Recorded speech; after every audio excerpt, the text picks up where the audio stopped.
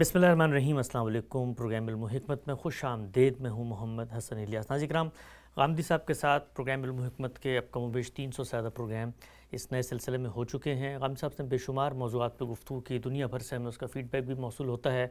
बहुत सारे लोग गामदी साहब की आरा से मुत्तफ़िक़ नज़र आते हैं और बहुत सारे लोग आपकी आरा से इख्तलाफ भी करते हैं, तनकीदात भी हमारे सामने आते हैं। हमारी कोशिश रही है इस प्रोग्राम में कि हम खुले जहन के साथ जो तनकीदात आती हैं गामदी साहब की खिदमत में रखें और दीन के हवाले से, फ़िक्र के हवाले से, तारीख़ के हवाले से, इस्लाम के हवाले से जो कुछ नज़रियात सामने आते हैं उसकी तनकी होती चली जाए। लेकिन इस पूरी गुफ्तगू और इस बहुत तवील दौरानिए की सीरीज़ के बाद ये ज़रूरत महसूस होती है कि इस चीज़ पर भी बात की जाए कि मुख्तलिफ़ आरा पर जो हमें इतलाक़ी तनकीदात मौसूल होती हैं, उन तनकीदात को सुनने के बाद एक आम आदमी पहले मरहले में और फिर अहले इल्म दूसरे मरहले में इज़्तिराब का शिकार नज़र आते हैं। वो ये जानना चाहते हैं कि फ़ैसला कैसे होगा कि किस आलिम की कौन सी राय दुरुस्त है, कौन सी गलत है। आम आदमी यूज़र पेश करता है कि उसके पास ऐसा कोई टूल मौजूद नहीं है जिससे इक्विप्ड होकर वो फ़ैसला कर सके कि किस आलिम की राय दुरुस्त है और किसकी गलत है। और अहले इल्म से जब गुफ्तगू की जाती है तो वो इतलाक़ी मसले पे तो इख्तलाफ का इज़हार करते हैं, लेकिन उसूलों के माबैन कोई ग्रैंड डायलॉग नहीं हो सकता। हमारी ये कोशिश है कि इस प्रोग्राम में और आइंदा चंद आने वाले नशिस्तों में गामदी साहब का पूरा जो दीन के हवाले से वर्ल्ड व्यू डेवलप हुआ है, उनके जो उसूल मबादी हैं, जिसकी रोशनी में वो दीन पर गौर व फ़िक्र करते हैं और उनकी आरा वजूद पजीर होती हैं और फिर उन पर तनकीदात होती हैं, उस असल चीज़ को समझें और ये जानने की कोशिश करें कि उनके यहाँ दीनी आरा बनने का वो पूरा का पूरा निज़ाम और अमल क्या है। आगाज़ करते हैं। साबिक़ हमारे साथ तशरीफ़ फरमाए जनाब जावेद अहमद गामदी साहब। अस्सलाम वालेकुम गामदी साहब। वालेकुम अस्सलाम। हम सब बहुत शुक्रिया आपके वक्त का। हम सब आपने अपनी ये प्रिंसिपल अप्रोच अपनी किताब में उसूल व मबादी के ज़ेर उन्वान बयान किए। मैं चाहूँगा कि उसके एक एक नुक्ते को रुक कर गामदी साहब से हम समझें। आप लिखते हैं, हमने दीन को जिस तरह समझा है उसमें 3 चीज़ें बुनियादी उसूल की हैसियत रखती हैं। अव्वल ये कि कुरान हक़ व बातिल के लिए मीज़ान और फ़ुरक़ान और तमाम सिलसिला वही पर एक मुहैमन है। ये इसलिए नाजिल किया गया है कि दीन व शरीयत के मामले में लोगों के माबैन तमाम इख्तलाफात का फ़ैसला कर दे और इसके नतीजे में वो ठीक हक़ पर कायम हो जाए। कुरान ने अपनी ये हैसियत अपने लिए ख़ुद बयान फरमाई है, लिहाजा उसकी बुनियाद पर जो बातें उसके बारे में बतौर उसूल माननी चाहिए हैं वो ये हैं। हम सब ये एक पहला दावा है जो आपके पूरे के पूरे मज़हबी फ़िक्र की बुनियाद बनता है और इसी दावे की बुनियाद पर आप बाकी जो हमारे यहाँ कंटेम्प्रेरी स्कूल ऑफ थॉट्स हैं या निज़ाम फ़िक्र हैं उनसे अपने आप को अलग करते हुए भी नज़र आते हैं। मैं चाहता हूँ सबसे पहले इसकी तनकी में करूँ। आपने लिखा है कि कुरान हक़ व बातिल के लिए मीज़ान और फ़ुरक़ान और तमाम सिलसिला वही पर एक मुहैमन है। एक एक लफ्ज़ की शरह चाहूँगा। हक़ व बातिल से क्या मुराद है? हक़ व बातिल में क्या चीज़ें आती हैं? कुरान मजीद ने ख़ुद तय की है हक़ व बातिल। हक़ व बातिल हम अक़ल से तय करते हैं कि ये कॉर्पस है जिसके बारे में कुरान मीज़ान है, फ़ुरक़ान है और तमाम सिलसिला वही पर मुहैमन है। मीज़ान से क्या मुराद, फ़ुरक़ान से क्या मुराद और सिलसिला वही पर मुहैमन से क्या मुराद है? हम इस दुनिया में जब शऊर की आँख खोलते हैं तो एक बड़े सवाल से दो चार होते हैं। वो सवाल ये है कि इंसान अपने वजूद, अपनी शख्सियत, अपने शऊर, अपने इल्म, अपनी दानिश और अपनी खुसूसियात के लिहाज से एक ऐसी मखलूक के तौर पर सामने आता है जिसमें अल्लाह ताला ने क़ुव्वत के ज़हूर के बेपनाह इम्कानात रख दिए हैं। ठीक, कोई शख्स इस कायनात के परवरदिगार को और इंसान के खालिक को मानता हो या ना मानता हो, वो ये मानने के लिए मजबूर है कि इंसान की शख्सियत में एक दुनिया आबाद है, एक बाहर जहान है, उसको जहान अकबर कह लीजिए, एक जहान असग़र उसके अंदर भी आबाद है। और जब उस जहान असग़र की सैर करने की सही की जाती है तो दुनियाओं पर दुनियाएं हमारे सामने आती चली जाती हैं। लेकिन यही इंसान है जो कभी 60 साल बाद, कभी 70 साल बाद, कभी पैदा होते ही, कभी लड़कपन में, कभी जवानी में दुनिया से रुखसत हो जाता है। ये आलमगीर कानून कार फरमा है कि कुल्लु नफ्सिन ज़ायक़तुल मौत। जब मौत एक हकीकत के तौर पर सामने आती है तो वो सबसे बड़ा इज़्तिराब पैदा होता है जिससे बड़ा कोई इज़्तिराब दुनिया में पैदा हो नहीं सकता। ठीक, क्या मैं इंसान इस शख्सियत के साथ, इस अक़ल के साथ, इस दानिश के साथ, इस हिस्से जमालियात के साथ, इस अखलाकी एहसास के साथ اپنے باطن میں ایک جہان مانی لیے ہوئے ایک دن مٹی میں مل جاؤں گا، یہی میری حیثیت ہے؟ یہ وہ سوال ہے جو بنیادی طور پر حق و باطل کا سب سے بڑا سوال بن جاتا ہے. یعنی کیا میری موت پر میری زندگی ختم ہو رہی ہے یا اس کے بعد کچھ ہے؟ یہ سوال ہے جس سوال کا جواب اللہ تعالیٰ نے انسان کی فطرت میں بھی ودیعت کیا ہے لیکن بالاجمال کیا ہے. وہاں وہ اصول کے طور پر موجود ہے، وہ ان تفصیلات کے ساتھ نہیں ہے جو بعد میں ہم دیکھتے ہیں، اور اس کا جواب اپنے پیغمبروں کے ذریعے سے بھی دیا ہے. اس جواب ہی کو آپ دین سے تعبیر کرتے ہیں. تو یہاں جو چیز زیر بحث ہے وہ دین کو سمجھنے کے اصول و مبادی ہیں. میری کتاب سے جو اقتباس آپ نے پڑھا ہے وہاں یہ زیر بحث ہے کہ جس چیز کو دین یا دین کی ہدایت یا اللہ تعالیٰ کی ہدایت کہا جاتا ہے اس میں حق و باطل کا فیصلہ کیسے کرنا ہے. یہاں وہ چیزیں مراد نہیں ہیں جو ہماری دنیوی زندگی میں پیش آتی ہیں اور ان کے لیے فیصلہ کرنے کے آلات بھی پیدا ہو جاتے ہیں. مثلا سائنس کے علوم ہیں، مثال کے طور پر سماجیات کے بہت سے مسئلے ہیں، مثال کے طور پر عمرانیات کی بعض بحثیں ہیں. ان کے فیصلے کرنے کے لیے ہماری عقل کے پاس بہت کچھ موجود ہے اور وہ اس کی روشنی میں اپنا سفر بھی طے کر رہی ہے. چنانچہ ہم دیکھ رہے ہیں کہ انسان ان علوم کو ترقی دیتا چلا جاتا ہے. یعنی جو اس کی فطرت ہے اس میں جو امکانات رکھے گئے ہیں وہ دریافت ہوتے چلے جاتے ہیں اور پھر ان امکانات کی مزید تصحیح ہوتی ہے، ان کی مزید تنقیح ہوتی ہے اور اس سے وہ ہماری اسی دنیا کے لیے بے پناہ سہولتیں اور بے پناہ آسائشیں پیدا کرنے کا ذریعہ بن جاتے ہیں. اس وقت بھی ہم دیکھتے ہیں کہ سوشل سائنسز یا معاشرتی علوم کو لے لیں یا نیچرل سائنسز کو لے لیں، جو چیزیں بھی ہم نے علم کے طور پر پیدا کر لی ہیں وہ سب ہماری زندگی کا احاطہ کیے ہوئے ہیں. اس میں بہت سی چیزیں ایسی ہیں جن پر نقد ہو سکتا ہے، جن کا ارتقاء صحیح اصول پر نہیں ہوا، جو انسانیت کے لیے مسئلہ بھی بنی ہے، لیکن انسان ہی کو اللہ تعالیٰ نے یہ قوت بھی دے رکھی ہے کہ ان کا جائزہ لیتا رہتا ہے. تو وہاں خالص عقلی علوم وجود پذیر ہوتے ہیں یا خالص دنیوی علوم وجود پذیر ہوتے ہیں.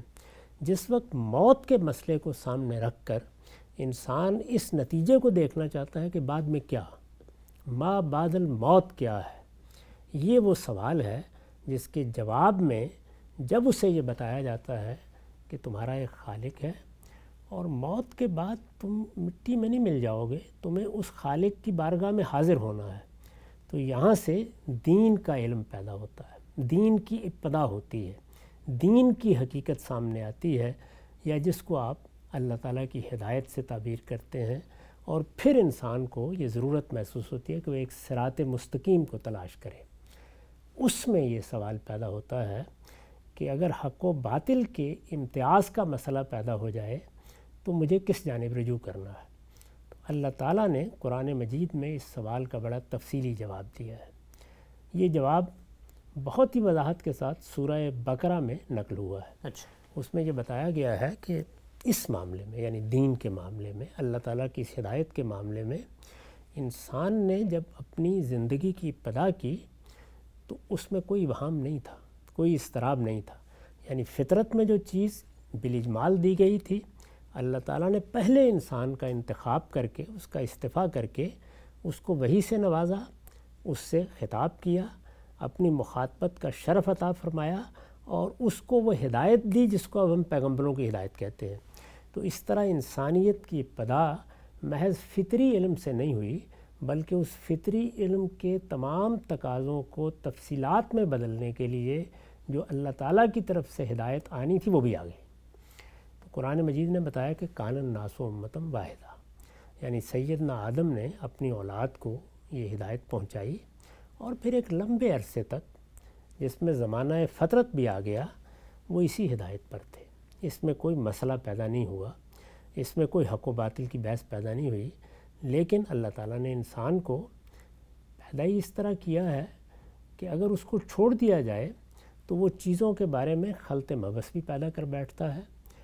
وہ بعض دوسرے ذرائع کو استعمال کر کے حق میں باطل اور باطل میں حق کی آمیزش بھی کر لیتا ہے اور بعض اوقات سراسر باطل کی پیروی بھی کرنے لگ جاتا ہے.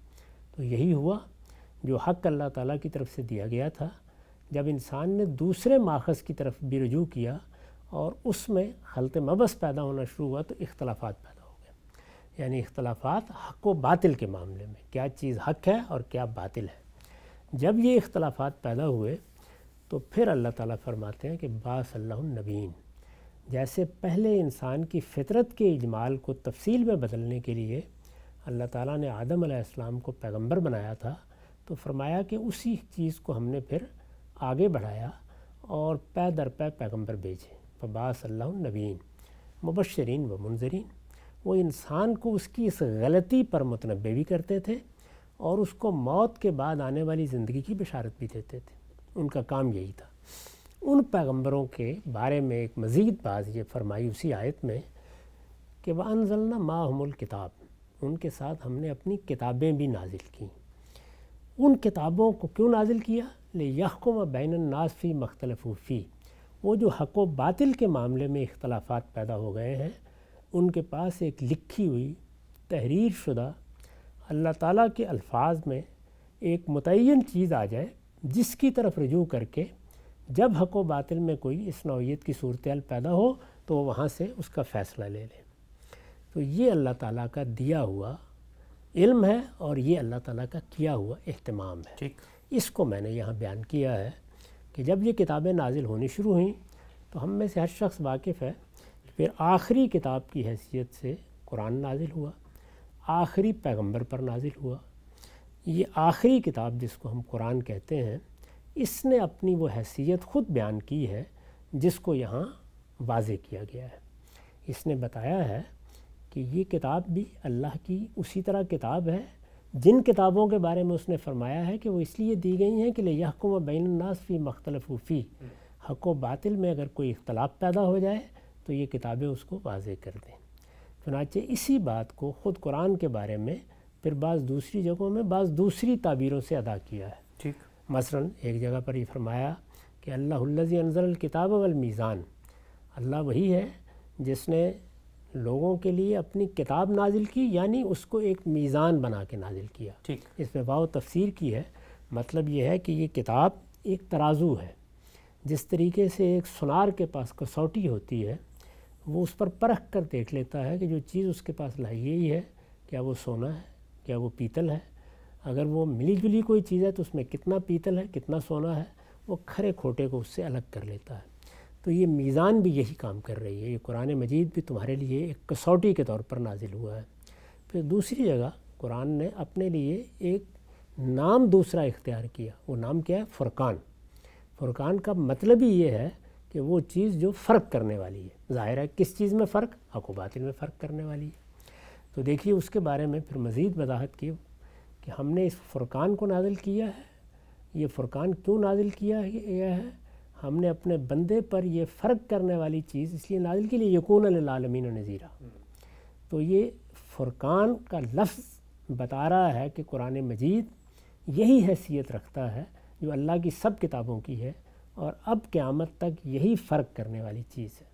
اسی طریقے سے جب یہ سوال پیدا ہوا کہ اس سے پہلے بھی تو اللہ کی کتابیں نازل ہوتی رہی ہیں، تو قرآن کی ایک خصوصی حیثیت ان کتابوں میں یہ بیان کی گئی کہ اب وہ ساری کتابیں موجود ہوں یا نہ موجود ہوں، جس صورت میں بھی ہوں، اس سے کوئی فرق نہیں پڑے گا، کیونکہ یہ کتاب ان کے لیے بھی مہیمن بنا کر نازل کر دی گئی ہے۔ یہ لفظ بھی قرآن نے اپنے بارے میں استعمال کیا۔ اس کا مطلب یہ تھا کہ یہ ان پر بھی نگران ہے، یہ ان کی بھی محافظ ہے، ان کی تعلیمات کو بھی اس نے اپنے اندر لے لیا ہے، اور اب ان سے متعلق بھی اگر کوئی حق و باطل کی بحث پیدا ہوگی تو یہ فیصلہ کر دے گی۔ قرآن مجید کی یہ حیثیت ہے جو ہمارے مدرسہ فکر میں بنیادی طور پر مانی بھی جاتی ہے اور منوائی بھی جاتی ہے۔ یہ حیثیت ہے جس میں ادنا درجے میں کسی مصالحت کا کوئی سوال نہیں ہے۔ قرآن میزان ہے، قرآن فرقان ہے، قرآن فیصلہ کرنے والی اتھارٹی ہے۔ قرآن مجید ہی اصل میں حق و باطل کے مابین میں جب کوئی حکم دے دیتا ہے تو پھر کسی کے لیے اس میں کوئی گنجائش باقی نہیں رہتی۔ آگے میں نے اس کے جو نتائج عواقب ہیں ان کو بیان کیا ہے اسی مضمون میں، اور بعض دوسری تحریروں میں بیان کیا ہے، لیکن بنیادی بات یہ ہے جو اس میں جو سوال آپ نے کیا کہ حق و باطل سے کیا مراد ہے، تو دیکھیے اللہ کی ہدایت کو جاننا ہے، اللہ کی ہدایت کو جاننے کے عام طور پر جو ذرائع انسان اختیار کرتا ہے وہ 3 ہیں۔ اچھا، اس کے پاس اللہ کی دی ہوئی عقل ہے، وہ جس طرح سے دنیا کے معاملات کو اپنی عقل سے سلجھاتا ہے، بالکل اسی طرح سے حقیقت کو جاننے، یعنی اپنی حقیقت، کائنات کی حقیقت، موت کی حقیقت، زندگی کی حقیقت، ان کو جاننے کے لیے بھی وہ اسی عقل کو استعمال کرتا ہے۔ اب جب وہ اس عقل کو استعمال کرتا ہے تو دونوں میں سے کوئی ایک چیز ہو جائے گی، یا وہ کسی نتیجہ حق پر پہنچے گا اور یا باطل ہوگا۔ تو یہ سوال پیدا ہو گیا نا کہ اب اس ہدایت کے معاملے میں حق اور باطل کا سوال پیدا ہو گیا۔ ٹھیک، اسی طرح سے انسان کبھی کبھی اپنے باطن کی طرف بھی توجہ کرتا ہے، اس کے باطن میں ایک پوری شخصیت موجود ہے، وہ اپنے باطن میں جھانکتا ہے تو وہاں اس کو کچھ اور ذرائع دستیاب ہوتے ہیں جن کو ہمارے ہاں القاء، کشف، وجدان، الہام، اس طرح کے الفاظ سے بیان کیا جاتا ہے۔ تو وہ یہ محسوس کرتا ہے کہ وہ حقیقت کے ساتھ رابطہ پیدا کر سکتا ہے، یعنی عقل تو استدلال کرے گی، عقل وجودی حقائق سے مقدمات قائم کر کے نامعلوم سے معلوم کا سفر کرتی ہے، معلوم سے نامعلوم کا سفر کرتی ہے، لیکن یہ جو چیز انسان کے اندر موجود ہے یہ براہ راست تعلق پیدا کرتی ہے اس کے خیال کے مطابق، تو وہ بعض اوقات اس کو استعمال کر کے کسی حقیقت پر پہنچنا چاہتا ہے۔ اس میں بھی دونوں ہی نتیجے نکلیں گے، یا کوئی نتیجہ حق ہوگا یا باطل ہوگا۔ تو یہ سوال پھر پیدا ہو گیا۔ تو اللہ تعالیٰ نے اس مقصد کے لیے انسان کو وحی کر کے، یعنی کچھ لوگوں کا انتخاب کر کے اپنی وحی کے ذریعے سے، اپنی مخاطبت کے ذریعے سے، اپنے کلام کے ذریعے سے ہدایت دی ہے۔ وہ ہدایت ہے جو ہمارے پاس اللہ کے پیغمبروں کی تعلیمات کی صورت میں، ان کے آثار کی صورت میں اور اللہ کی نازل کردہ کتابوں کی صورت میں موجود ہے۔ تو جب عقل نے حق و باطل میں آمیزش پیدا کر دی، کشف و وجدان نے پیدا کر دی، اور ان نتائج میں حق اور باطل کی بحث پیدا ہو گئی، تو پھر کہاں جانا ہے؟ پھر اللہ کی کتاب کے پاس جانا ہے۔ اچھا، وہی فیصلہ کرے گی۔ چنانچہ اللہ تعالیٰ نے جو علم دیا ہے، یعنی وہ علم جو پیغمبروں کی وساطت سے ملا ہے، اس کے باہر جن ذرائع سے بھی آپ حق تک پہنچنا چاہیں گے، اس میں اس کا پورا امکان ہے کہ آپ حق کے نتائج اخذ کریں یا باطل کی آمیزش کے ساتھ حق و باطل میں غلطان ہو کر رہ جائیں۔ یہ پورے امکانات ہیں۔ تو اس میں پھر انسان کہاں رہنمائی کے لیے جائے؟ تو یہ بتایا گیا کہ اس کو اس کتاب کے پاس آنا چاہیے۔ تو حق و باطل کا مطلب یہ ہے کہ وہ دین، وہ ہدایت جو خدا کی طرف سے مطلوب ہے، اس کو ہم تلاش کرنے کے لیے نکلے، اور جو ذرائع ہمارے پاس موجود تھے ان میں کسی جگہ ہمیں التباس پیش آ گیا، اضطراب پیش آ گیا، یا کسی غلطی یا صحت کا فیصلہ کرنے کی ضرورت پیش آئی، تو اب اللہ تعالیٰ نے ہمارے لیے ایک میزان نازل کر دی اپنی کتابوں کی صورت میں، اور وہ آخری صورت میں ہمارے پاس قرآن مجید کی شکل میں موجود ہے۔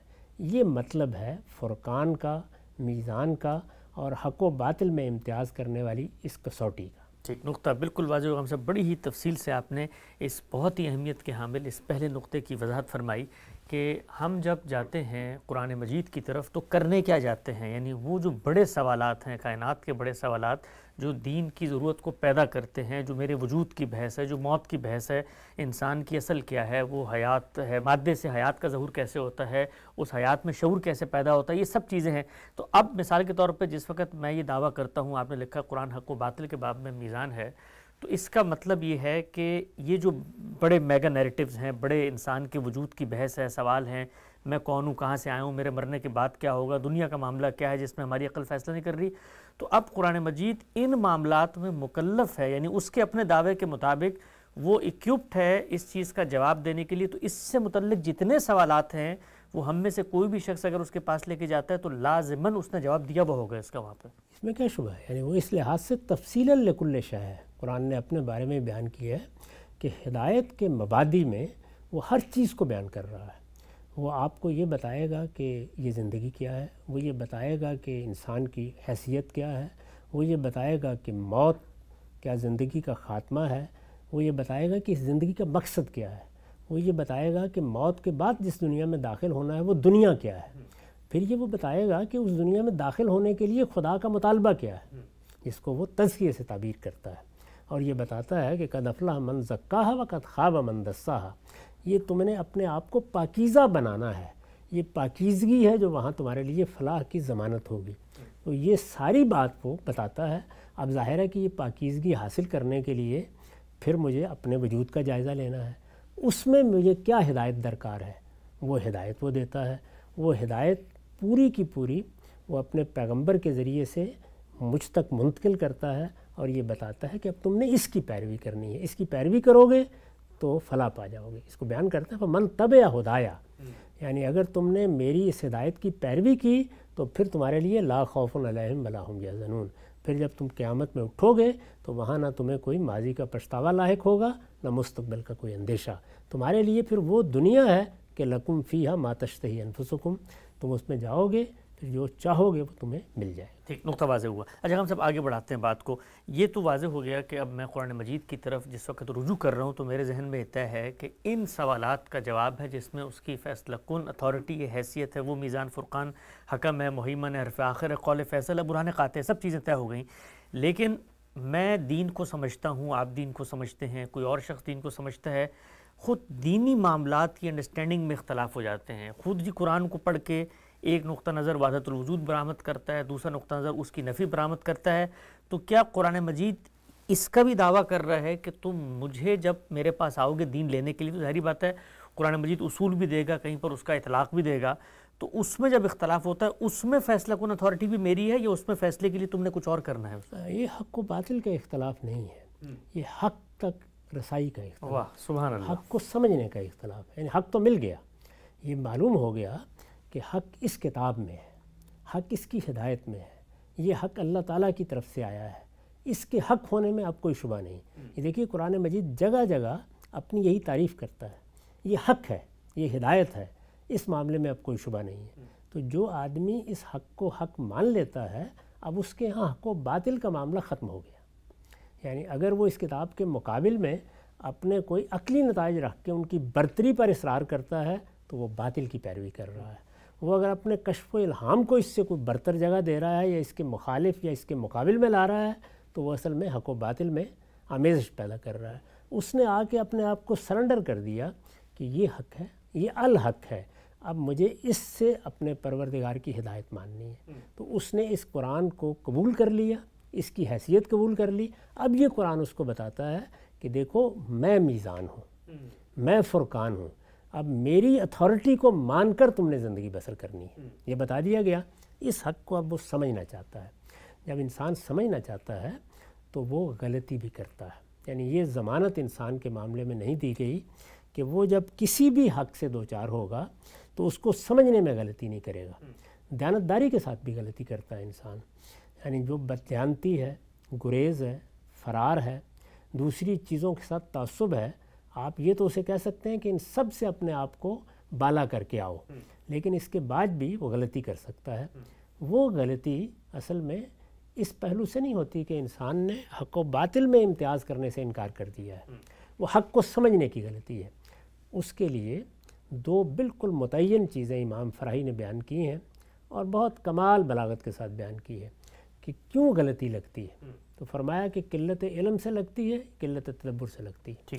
یعنی حق جب آپ کے سامنے آ گیا تو حق کو سمجھنے کی غلطی، یہ اصل میں وہ اب معاملہ نہیں ہے۔ حق کو سمجھنا، وہ قرآن کو سمجھنے میں بھی غلطی لگ جائے گی، یعنی قرآن جو میزان و فرقان ہے خود اس کی طرف جب رجوع کیا جائے گا تو وہاں بھی غلطی لگے گی۔ تو غلطی سے اپنے آپ کو بچانے کے لیے اب دو کام کرنے ہیں۔ ایک یہ ہے کہ اگر علم میں کمی ہے تو اعتراف کر کے اس کو دور کرنا ہے، ٹھیک، اور اگر تدبر میں کمی ہے تو محنت کر کے اس کو دور کرنا ہے۔ تو یہ کام ہمیں اب ہر حال میں کرنا ہوگا۔ اس کے باوجود کوئی کوتاہی ہو گئی تو اللہ تعالیٰ نے ضمانت دی ہے کہ وہ ایسی کوتاہیوں پر مواخذہ نہیں کرے گا۔ تو گویا انسان کے لیے حق کے سمجھنے میں اگر وہ مخلص ہے تو کبھی حق و باطل کا مسئلہ ہی پیدا نہیں ہوتا۔ یہی وجہ ہے کہ ہمارے ہاں ہماری پوری امت نے اس پر اتفاق کیا کہ ہمارے جو بڑے ائمہ پیدا ہوئے، فقہ میں ہوئے، کلام میں ہوئے، اسی طرح سے بعض دوسرے علوم میں ہوئے، وہ ائمہ حق ہیں۔ یعنی انہوں نے حق کو بنیاد بنا کر سمجھنا چاہا ہے، اس میں ان کو غلطی لگ سکتی ہے۔ تو حق کو سمجھنے میں جو بحث ہوتی ہے وہ حق و باطل کی بحث نہیں ہوتی، وہ ثواب ناثواب کی بحث ہوتی ہے، وہ راجی اور مرجو کی بحث ہوتی ہے، وہ افضل اور مفضول کی بحث ہوتی ہے۔ تو یہ بحثیں تو ہمیشہ ہوتی رہیں گی۔ ان میں بھی فیصلہ کیسے ہونا ہے، ہمارے اندر اگر قلت علم ہے تو کوئی صاحب علم توجہ دلائے گا، ہمیں اس کو دور کرنا چاہیے. ٹھیک. اور اگر ہم کسی چیز پہ تدبر نہیں کر سکے تو ہمیں دیکھنا چاہیے کہ کیا دوسرے لوگوں کو اللہ نے توفیق دی کہ وہ کوئی گوہر نکال کے لے آئے ہیں. تو اس طریقے سے اللہ تعالیٰ نے انسانوں کی رہنمائی کا بندوبست کر رکھا ہے کہ اس نے متفاوت صلاحیتیں دی ہیں. تو میں ہوں، آپ ہیں، اگر ہم کوئی کوتاہی کرتے ہیں تو وہ لوگ جن کے ہاں قلت علم نہیں ہوتی یا وہ لوگ جن کے ہاں قلت تدبر نہیں ہوتی، وہ محنت کر کے ہمارے سامنے اس چیز کو لا کے رکھ دیتے ہیں. یہ سفر جاری رہتا ہے. یہاں کوئی حق و باطل کی بحث نہیں ہوتی. یہاں اصل میں یہ ماننا ضروری ہے کہ ہم نے حق لینا کہاں سے ہے. تو وہ حق جب آپ نے فیصلہ کر لیا کہ آپ نے اللہ کی کتاب سے لینا ہے تو اب اول تو غلطی لگے گی نہیں، اور اگر لگے گی تو وہ غلطی یا علم کی غلطی ہوگی یا تدبر میں کمی کی وجہ سے لگے گی. اس کو دور کرنے کے اسباب ہم نے دور کرنے ہیں، وہ کتاب کا یا حق کا مسئلہ نہیں. ٹھیک، نقطہ بالکل واضح ہو گیا. ہم صاحب آگے بڑھاتے ہیں سلسلہ گفتگو کو. اچھا، یہ جو آپ نے پوری کی پوری ایک طرح کی توضیح بیان فرمائی ہے، حق و باطل سے کیا مراد ہے، اور اسی طریقے سے وہ کیا سوالات ہیں، وہ کون سے نیریٹیوز ہیں جس کا جواب قرآن مجید سے ہم نے لینے جانا ہے اور وہ دینے کا پابند ہے، یعنی اس کا اپنا دعویٰ ہے کہ اس معاملے میں تمہاری رہنمائی کروں گا. چند بڑے میں مثالوں کے طور پہ آپ کے سامنے مسائل رکھتا ہوں تاکہ یہ واضح ہو جائے کہ حق و باطل کے کیا یہ معاملات ہیں بھی یا نہیں ہیں، اور اگر ہیں تو پھر قرآن مجید اس میں ہماری رہنمائی کرتا ہے. کیا کرتا ہے وہ زیر بحث نہیں ہے، لیکن صرف یہ واضح ہو جائے کہ ان امور میں ہم نے قرآن سے رہنمائی لینے جانا چاہیے. ہم سبھی جو مسلم ہماری تہذیبی روایت ہے، ایک دانش ہے، اس کے ہاں بڑے کچھ مسائل پیدا ہوئے. میں چند آپ کی خدمت میں رکھتا ہوں تاکہ یہ معلوم ہو کہ کیا حق و باطل کے معاملات ہیں اور قرآن مجید اس کا فیصلہ کرے گا. مثال کے طور پہ بالکل ابتدائی دور میں ہی یہ بحث پیدا ہو گئی کہ انسان مجبور محض ہے یا انسان کو ارادہ اختیار دیا گیا ہے. اس پر ہمارے ہاں دو نقطہ نظر بنے، قدریہ کے، جہمیہ کے سب. تو اب یہ جو معاملہ ہے یہ کیا اس کینوس میں آتا ہے جس میں حق و باطل کی بات قرآن مجید کی طرف ہم لینے جائیں گے؟ اس میں بھی جو بحث کرنے والے فریق ہیں، سوال یہ ہے کہ وہ کس بنیاد پر بحث کر رہے ہیں. کیا انہوں نے اپنی عقل سے اس مسئلے کا کوئی حل نکال لیا ہے؟ اگر آپ عقل کی طرف رجوع کریں تو وہ تو جو چیزیں وجودی حقیقت کے طور پر موجود ہیں وہیں سے استدلال کرے گی. جی. تو اس کو کیا کرنا چاہیے؟ وہ اوپر تو جا نہیں سکتی، وہ غیب کا بھی کوئی علم نہیں رکھتی. بالکل. اس کو تو کیا کرنا ہے؟ اسے انسان کا مطالعہ کرنا ہے، حاضر موجود جو ہے، یعنی حاضر و موجود انسان ہے. تو وہ اپنی ساری گفتگو یہاں سے کرے گی کہ یہ انسان ہے، آئیے اس کا مطالعہ کرتے ہیں، پھر دیکھتے ہیں یہ کہاں مجبور ہے، کہاں مختار ہے. تو آپ یہ دیکھیے کہ اس میں کسی باطل کی آمیزش کا امکان ہی نہیں ہے، اس لیے کہ یہ وجودی حقائق کا مطالعہ ہے. ٹھیک. اس میں تھوڑی بہت تعبیر کا اختلاف ہو سکتا ہے. وہ اس سے آگے بڑھ کر عقل کی بنیاد پر خدا پہ کمنڈ ڈالنے کی کوشش کرتی ہے. یزداں بکمند آور ہے ہمت مرداں. اب وہ قرآن کے دائرے میں آ گیا. اب وہ قرآن کے دائرے میں آ گئی. اللہ اکبر. اب جب وہ اس دائرے میں آئی ہے تو پھر اس سے کہا جائے گا کہ یہاں تمہارے لیے کسی ترک تازی کا امکان ہی نہیں ہے. اس میں اللہ کی کتاب آ چکی ہے، اس کے پاس جائیں گے، وہ جتنی بات بتا رہی ہے اس کو سمجھیں گے. تو وہاں سمجھنے میں کچھ اختلاف ہو سکتا ہے، اور میں نے عرض کیا کہ اس اختلاف کی وجہ وہی ہوتی ہے، یعنی یا ہمارے ہاں قلت علم ہوتی ہے، ہم نے پوری تیاری نہیں کی ہوتی. اس کو مثال کے طور پر سادہ مثالوں سے سمجھ لیجیے نا. ایک آدمی نے عربی زبان اچھی پڑھی نہیں ہے، اس نے کچھ شد بدھ علم حاصل کیا. ابھی میزان منشب پڑھ رہا تھا، ابھی شرح میں آتے عامل زیر بحث تھی، اور اس نے جان لیا کہ اچھا جملے اس طریقے سے بنتے ہیں، اور قرآن کی شرح وضاحت کرنے کے لیے اٹھ کھڑا ہوا. تو اسے توجہ دلائی جائے گی کہ قرآن مجید ادب کا ایک غیر معمولی نمونہ ہے. اس میں اللہ تعالیٰ نے اپنی ہدایت اس زبان میں نازل فرمائی ہے جو اعلیٰ ترین زبان ہوتی ہے. اس وجہ سے آپ کو عربی زبان کا علم حاصل کرنا چاہیے. یہ قلت علم کی ایک سادہ مثال ہے. اسی طرح جو دوسری چیزیں ہیں ان کو جاننے کی صحیح کیجیے، پھر آپ کو یہ غلطی نہیں لگے گی. تو اگر آپ غور کر کے دیکھیں تو یہ جتنی بحثیں ہوئیں جبریہ، قدریہ اور اس نوعیت کی، اس میں در حقیقت انسان نے اپنی عقل کے ذریعے سے وہ مقدمات قائم کیے ہیں جو اس کے حدود سے باہر تھے. وہ اگر انسان کا مطالعہ کر کے یہ رائے قائم کرتا تو کبھی نہ غلطی کرتا، نہ اس وقت کرے گا. ٹھیک. چنانچہ اپنے تمام معاملات جو دنیا میں انجام دے رہا ہوتا ہے وہاں کبھی غلطی نہیں ہوتی. اس نے اس سے آگے بڑھ کر اس کائنات سے ماورا حقائق کو اپنی گرفت میں لینا چاہا ہے. وہاں ہمارے پاس کوئی ذریعہ نہیں ہے، وہ سراسر خبر پر مبنی ہے. وہ خبر سب سے بڑھ کر مستند طریقے سے ہمارے پاس اللہ کی کتاب میں موجود ہے. بس اس کو سمجھنا ہے، اس کے حدود متعین کرنے ہیں، جتنا علم دیا گیا ہے اس پہ اکتفا کرنی ہے. اس سے آگے ہمارے علم کے لیے کوئی راستہ ہی موجود نہیں. ٹھیک، نقطہ بالکل واضح ہو گیا. آگے بڑھاتے ہیں. اچھا ہم صاحب، یہ مثال سے واضح ہوا کہ وہ کس وقت تک عقل کی بحث رہے گی اور کس وقت حق و باطل کی بحث بن جائے گی اور دین پھر اس میں ہمارا ہاتھ پکڑ کے رہنمائی کرے گا۔ ایک اور مثال لے لیتے ہیں، ہمارے ہاں اس دنیا میں جو مسلمانوں کی تقسیم ہے وہ دو بڑے گروہوں میں، اہل سنت اور اہل تشیع۔ بنیادی مسئلہ ان کے یہاں ایک ہے ولایت علی رضی اللہ تعالیٰ عنہ کا۔ تو اب مثال کے طور پہ یہ مسئلہ کیا حق و باطل کا مسئلہ ہے، اس میں قرآن کی طرف ہم جائیں گے رہنمائی کے لیے، قرآن ہماری رہنمائی کرے گا اس بات میں؟ یہ بھی میرے نزدیک فہم کا مسئلہ ہے۔ یعنی مسئلہ کیا پیدا ہوا ہے؟ مسئلہ یہ پیدا ہوا ہے کہ اللہ تعالیٰ نے انسانوں کی ہدایت کے لیے پیغمبروں کا سلسلہ جاری کیا۔ ٹھیک، یہ پیغمبروں کا سلسلہ رسالت مآب پر ختم ہو گیا۔ رسالت مآب صلی اللہ علیہ وسلم پر اللہ تعالیٰ کا یہ خاص کرم ہوا کہ آپ نے محض ایک پیغمبر کی حیثیت سے دعوت ہی نہیں دی، بلکہ آپ کو زمین پر اقتدار حاصل ہو گیا۔ جب آپ دنیا سے رخصت ہوئے تو ظاہر ہے کہ وہ اقتدار کی بھی اب جانشینی ہونی تھی۔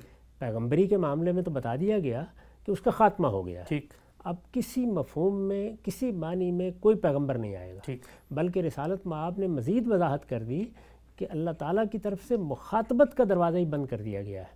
اب اگر کسی انسان کو کوئی رویا دکھا دیا جاتا ہے بشارت کا تو بس زیادہ زیادہ وہی ہے۔ ہدایت اپنی آخری صورت میں آ گئی اور اللہ تعالیٰ نے اپنے دین کو مکمل کر دیا، لہٰذا اس میں تو اب کسی کے جانشین بننے کا کوئی سوال باقی نہیں رہا۔ تو پھر کیا چیز ہے؟ ظاہر ہے کہ مسلمانوں کی ایک حکومت قائم تھی، رسالت مآب صلی اللہ علیہ وسلم اس میں حکمران کی حیثیت سے اپنے فرائض انجام دے رہے تھے۔ تو آپ کی جانشینی جن لوگوں نے کی، وہاں یہ سوال پیدا ہونا شروع ہوا کہ اس کا فیصلہ کیسے ہوگا۔ تو اس میں بھی اگر آپ اللہ کی کتاب کی طرف تمام تعصبات سے بالاتر ہو کے رجوع کریں تو وہ فیصلہ سنا رہا ہے، وہ یہ بتا رہا ہے کہ مسلمانوں کے اجتماعی معاملات میں میرا فیصلہ یہ ہے کہ امرہم شورا بینہم، اور اس کو مسلمانوں کی صفت بنا کے بتا رہا ہے کہ ان کو اصل میں اپنے تمام معاملات میں رائے اور مشورے کی بنیاد پر فیصلے کرنے ہیں۔ تو طے ہو گیا کہ مسلمانوں کے یہاں قیادت و سیادت کا معاملہ، یعنی سیاسی قیادت و سیادت کا معاملہ جب بھی زیر بحث آئے گا، ان کے اجتماعی معاملات میں جب کوئی چیز طے کرنی ہوگی تو امرہم شورا بینہم کا طریقہ اختیار کیا جائے گا۔ اگر مسلمان اس کو مضبوط پکڑ کے اس کی بنیاد پر اپنا نظم بنائیں گے تو ظاہر ہے کہ اس میں اللہ کی تائید بھی شامل ہوگی۔ تو اس میں بھی قرآن مجید کا فیصلہ موجود تھا۔ اب ظاہر ہے کہ انسان نے قرآن مجید کے اس فیصلے کو اگر قبول نہیں کیا تو اس کے وجوہ کا مطالعہ کرنا چاہیے، اسے غلطی کہاں لگ رہی ہے، اس میں قلت علم کار فرما ہے، قلت تدبر کار فرما ہے، یا انسان کے کوئی تعصبات کام کر رہے ہیں، اس کی تحلیل کی جائے گی، ورنہ اللہ کا فیصلہ یہاں موجود ہے۔ ٹھیک، نقطہ بالکل واضح ہو گیا۔ ایک اور مثال لے لیتے ہیں ہم سب، مسلمانوں میں ہاں عملی جو خدا کی پرستش عبودیت کا اظہار ہے نماز، اس میں ایک بڑا واضح نمایاں اختلاف ہے، رفع دین کا مسئلہ ہے۔ اب مثال کے طور پہ دو گروہوں میں اختلاف ہو گیا ہے، معاملہ دین کا ہے، اللہ کی ہدایت پر عمل درآمد کا ہے، تو کیا یہ حق و باطل کے باب میں آتا ہے؟ کیا رفع دین کے باب میں کس کا رویہ درست ہے، کس کا غلط ہے؟ اس کا فیصلہ قرآن مجید سے لیں گے ہم؟ جو لوگ بھی یہ بحث کر رہے ہیں ان میں سے کبھی کسی نے اس کو سوائے چند احمق لوگوں کے حق و باطل کا مسئلہ نہیں بنایا۔ یعنی یہاں پر ہمارے پاس پوری ہدایت موجود ہے۔ قرآن مجید نے کیا کیا؟ قرآن مجید نے یہ بتایا کہ جو بنیادی چیزیں بیان کر دی گئی ہیں، تمہارے عقائد کی اصلاح کر دی گئی ہے، ایمانیات کے حقائق تم پر واضح کر دیے گئے ہیں، یہ جو عملی نوعیت کی ہدایت ہے اس کے لیے ملت ابراہیم کی اتباع کی جائے۔ رسالت مآب کو خطاب کر کے یہ بھی کہا اور پیغمبروں کی ایک پوری فہرست ایک جگہ بیان کی، غالباً سورہ انعام میں، اور اس کے آخر میں کہا فَبِہُدَاهُمْ اقْتَدِیٰ، یعنی جو پہلے سے دین کی روایت چلی آ رہی ہے اس کی پیروی کی جائے۔ تو اس کا مطلب یہ ہے کہ قرآن نے یہاں پہ پیغمبر کی طرف معاملے کو موڑ دیا، یعنی گویا اب ہم کہاں جائیں گے ان چیزوں کو جاننے کے لیے؟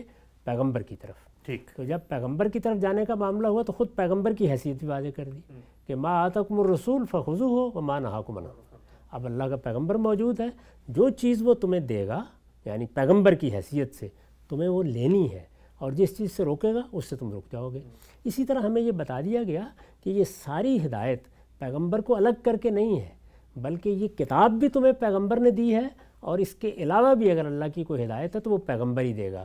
چنانچہ وہ آیت جو پیغمبر کا فرمان تقرر ہے اس میں یہ بتا دیا گیا کہ پیغمبر تم پر میری آیات کی تلاوت کرے گا، پیغمبر تمہیں حکمت کی تعلیم دے گا، یعلمہم الکتاب والحکمہ، وہ تمہیں قانون سکھائے گا۔ تو اس طریقے سے بہت سے مقامات پر، بہت سے اسالیب میں ہمیں یہ بتایا گیا کہ ہمیں کس جگہ پیغمبر کے پاس جانا ہے۔ پیغمبر کے پاس جب ہم گئے تو وہاں سے ہمیں نماز ملی، وہاں سے ہمیں روزہ ملا، وہاں سے ہمیں اعتکاف ملا، وہاں سے ہمیں حج و عمرہ ملا۔ یہ سب چیزیں پیغمبر نے کہاں سے لیں؟ دین ابراہیمی کی روایت سے، اور اللہ تعالیٰ کی رہنمائی میں پیغمبر نے ان کو بدعتوں سے پاک کیا، ان میں اگر کوئی خرابی تھی تو ان کی اصلاح کی اور ان کو امت کے اندر جاری کر دیا۔ چنانچہ یہاں خود قرآن کی ہدایت کے مطابق اب جو بحث بھی ہونی ہے اس میں ماخذ کی حیثیت خود پیغمبر کو حاصل ہے، یعنی جس کو ہم کہتے ہیں اب ہم سنت کی طرف رجوع کریں گے، یہی سنت ہے۔ تو جب ہم پیغمبر کی طرف رجوع کرتے ہیں تو وہاں پھر وہی فہم کے مسائل پیدا ہوتے ہیں جو قرآن کی طرف رجوع کریں تو پیدا ہو جاتے ہیں۔ اس میں بھی اسباب وہی ہوتے ہیں، یعنی یا قلت علم کام کر رہی ہوتی ہے یا قلت تدبر۔ کسی معاملے کو سمجھنے میں لوگوں نے جو حق ادا کرنا تھا وہ ادا نہیں کیا، تو اس میں پھر دوسرے اہل علم توجہ دلاتے ہیں۔ اس کا بندوبست کیسے کیا گیا ہے؟ قلت علم اور قلت تدبر کا ازالہ اجتماعی زندگی میں کیا گیا ہے، یعنی میں تنہا نہیں ہوں کسی جنگل میں، بہت سے لوگ اللہ تعالیٰ نے پیدا کر دیے ہیں جن میں کوئی زمخشری ہے، کوئی رازی ہے، کوئی اور ہے، وہ سب کے سب مل کے کیا کر رہے ہیں؟ میری مدد کر رہے ہیں۔ اسی وجہ سے میں نے بارہا توجہ دلائی ہے کہ اللہ کی کتاب کو یا اس کے پیغمبر کی تعلیمات کو کوئی احتیاج نہیں ہے کسی کی، وہ نہایت واضح ہیں۔ انسان چونکہ ان دو مصیبتوں سے دوچار ہوتا ہے، یعنی کبھی کم علمی کی بنیاد پر اپنا جائزہ لینے کی بجائے اور اپنے علم کی کمی دور کرنے کی بجائے بڑا قدم اٹھا بیٹھتا ہے اور کبھی تدبر کا حق ادا نہیں کرتا، تو اس کا بندوبست یہ ہے کہ اللہ تعالیٰ نے بہت سے لوگوں کو یہ صلاحیت دی ہے اور توفیق بھی دیتا ہے۔ تو مجھ سے ایک غلطی ہو رہی ہے، آپ دور کر دیں گے، آپ سے ہو رہی ہے کوئی اور دور کر دے گا، آج کے زمانے کا کوئی دور کر دے گا، کوئی راضی و زمخشی دور کر دے گا، تو یہ دور کرنے کا اہتمام بھی اس کے ساتھ ہوتا رہتا ہے۔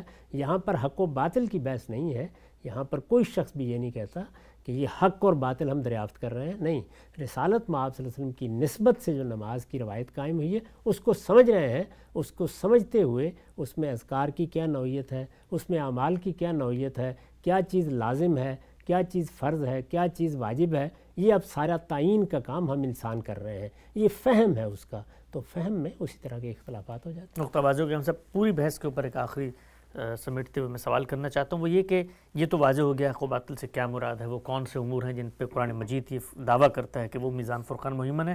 خود قرآن مجید کے کانٹینٹ کا جب ہم جائزہ لیتے ہیں تو اس میں صرف یہ امور تو زیر بحث نہیں ہے، وہ تو اس سے آگے جاتا ہے، کہیں تاریخ کی بات کرتا ہے، کہیں پرانی کتاب کو ریفر کرتا ہے، کہیں وہ شریعت دیتا ہے، طلاق سے لے کے نکاح سے لے کے وراثت تک کے احکامات بتا رہا ہوتا ہے۔ تو اب ان معاملات میں بھی تو حق و باطل وہی بنے گا نا، تو لیکن جو ہم نے کینوس ڈرا کیا تھا اس کے اندر یہ جو دین کی اطلاقی ہدایت ہے تو قرآن نے تو اس کو بھی موضوع بنایا ہوا ہے۔ دیکھیے حق و باطل تو تب بنے گا جب ہم باہر سے طلاق کا ایک تصور لے کے جائیں گے یا کوئی اور لے کے جائیں گے۔ جب ہم نے یہ مان لیا کہ اللہ کی کتاب ہے، اس اللہ کی کتاب کو ہم نے پیغمبر سے حاصل کیا ہے، اس اللہ کی کتاب نے ہمیں بتا دیا کہ دین کا تنہا ماخذ محمد الرسول اللہ کی ذات والا صفات ہے، یہ قرآن بھی تمہارے ہاتھ میں انہی کے ذریعے سے آیا ہے، اور اللہ تعالیٰ نے بہت سے معاملات ان کی طرف پھیر دیے ہیں۔ جب یہ بتا دیا تو پوری ہدایت کہاں سے ملے گی وہ ہمیں مل گیا۔ جب یہ بات ہو گئی تو اب ہم اس کو سمجھنے کا عمل کر رہے ہیں۔ اس میں ظاہر ہے اختلافات ہو جاتے ہیں، یہاں حق و باطل کی کوئی بحث نہیں پیدا ہوتی، ہر آدمی حقی کے پیچھے جا رہا ہے اور حقی کو تلاش کر رہا ہے، لیکن غلطی کھا جاتا ہے۔ تو غلطی میں سبب دریافت کرنا چاہیے کیا ہے، کیا سبب حق میں موجود ہے؟ نہیں، سبب میرے اندر موجود ہے، اور میں نے عرض کیا کہ اس کو امام فرائی نے 2 لفظوں میں بالکل خلاصہ کر کے بیان کر دیا ہے۔ ہر جگہ اطلاق کر کے دیکھ دیجئے، غلطی لگنے کی وجہ یہی ہوتی ہے۔ نقطہ بالکل واضح ہو گیا۔ غامدی صاحب کا جو پورا کا پورا فریم آف ریفرنس ہے اس کے اندر جس چیز کو اصول کی حیثیت حاصل ہے، پہلی چیز زیر بحث آئی، اس کو ماننے کے بعد غامدی صاحب یہ ذکر کرتے ہیں کہ 4 ناگزیر لازمی تقاضے ہیں جو قرآن کی اس حیثیت کو ماننے کے بعد پیدا ہوتے ہیں۔ وہ 4 تقاضے کیا ہیں؟ ایک ایک کر کے زیر بحث آئیں گے، وقت یہاں پہ ختم ہوتا ہے، دوبارہ حاضر خدمت ہوں گے، اب تک آپ کے وقت کا بہت شکریہ۔